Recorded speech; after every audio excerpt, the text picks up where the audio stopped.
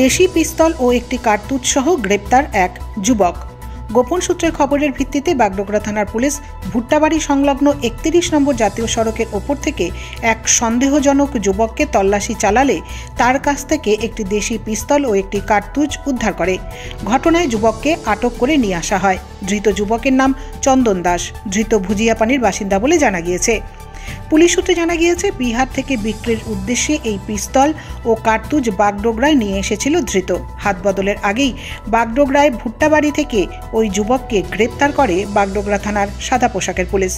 যুবকের বিরুদ্ধে নির্দিষ্ট ধারায় মামলা রুজু করে এদিন শিলিগুড়ি মহকুমা আদালতে পাঠানো হয়েছে। পুলিশ সূত্রে আরও জানা গিয়েছে, 7 দিনের রিমান্ড চেয়ে পুরো ঘটনায় আরও কে বা কারা জড়িত রয়েছে তার তদন্ত করবে বাগডোগরা থানার পুলিশ।